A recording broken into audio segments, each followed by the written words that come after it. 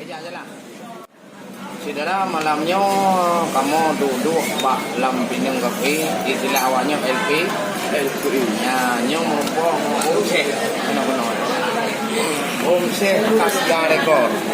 Nyo ke produser kamu awal. Mana nyampak Yakub.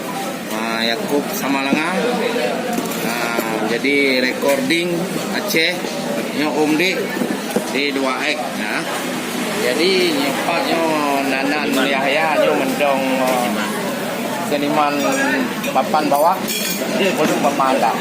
Cuma ini problem tentang seniman, tentang produser baju selai. Era VCD sudah tinggal.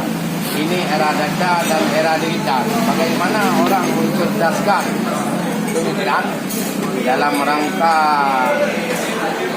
cari uang komersil tentang nyanyian, seperti kami seni tutur ya. Kemudian lagu-lagu Aceh, Aceh sudah banyak dokumentasi benar-benar menjadi museum, yaitu kata-kata Aceh. Ini wakla. Assalamualaikum rakan mertua, salim sinema surun rodungna. Ni bang malamnya rekan mertua ni kalon jelah ngon dua mata. Di samping lon tua Aceh media oleh nyen buma Aceh Kasgar Record. Nah dema bang ya ku mo onde lon tayang tengah gedua hai rekan gede kupi dua. Mudah-mudahan niba malamnya Bandung kamonyo ulemu udah karena jamun teknologi katuihan bago dapur katen hayado tamong penghana karena wahai orakan adik ngomaju nyoka era YouTube bagi Banjara bui tamong pengtinan ba YouTube munyo hanjur tika tente papa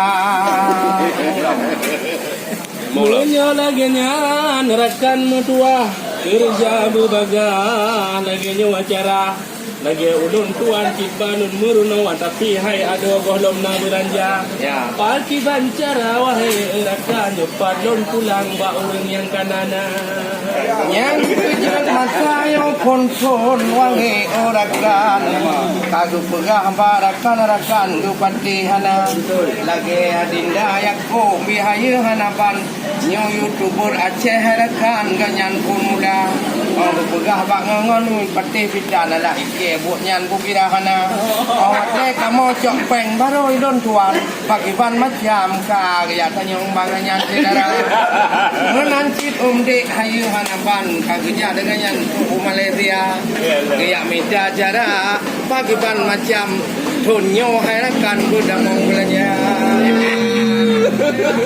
Om Syekh Kasgar Record pakiban macam munyohana rekaman katan belanja dari kam arti luwi hanapan mau katena rinan ka di pluang dema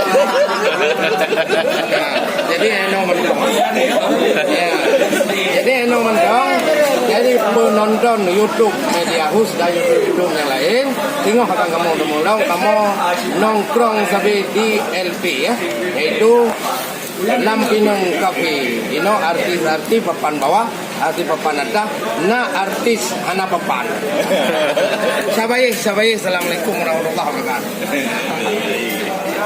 sabaye Aceh ada mompeng baru